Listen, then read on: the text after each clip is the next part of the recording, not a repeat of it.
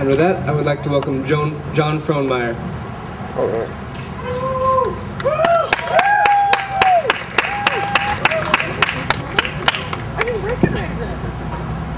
Ladies and gentlemen, we are squandering our resources.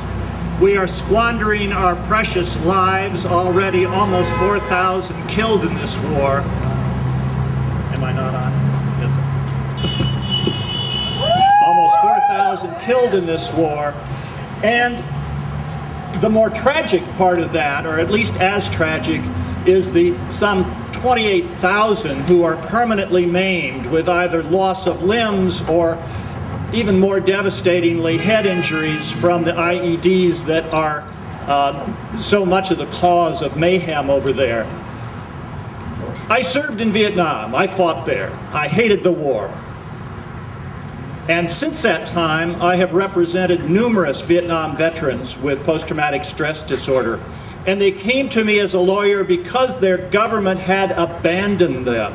They couldn't get VA benefits, and they couldn't get Social Security disability, and they couldn't work. And now from Iraq, we are going to have something like 5 times as many post-traumatic stress disorder veterans among us, and that disorder will be with them for the rest of their lives. And does George Bush care one whit about those soldiers? And the answer is no! He doesn't. The man has no soul. Yeah!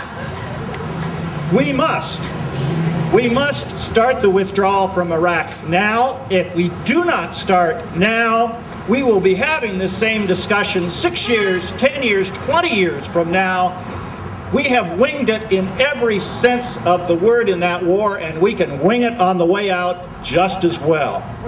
Steve was right when he said that what Congress has to do is to just keep sending the same bill back to the president. If he vetoes timelines, you send the same bill back again, and sooner or later that game of chicken will end, because there will be no funds for this war. And the way you stop a war is to stop the money.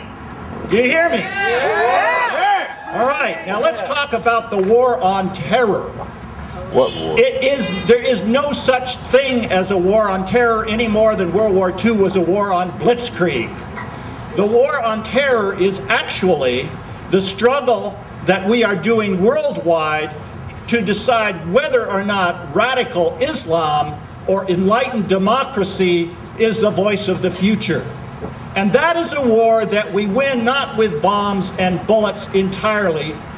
It is a war that we win with truth and with ideology and with explanations of freedom that make sense, that come from a country that is not torturing people and having secret prisons and putting away people with extreme rendition.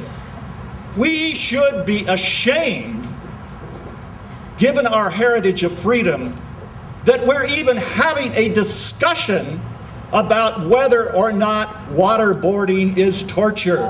Do we know what waterboarding is? Torture! It is torture. There is no question about that. And for Democrats to cross the aisle and say that they are going to, and in fact did vote for an Attorney General who can't figure that out, is a disgrace. I am running as an independent for the United States Senate because, in my view, the leadership in Washington of both the Republican and the Democratic parties is bankrupt. They do not care what you think, and they don't care what I think. They do care what big oil, big pharmaceuticals, big labor think, and that's who their masters are.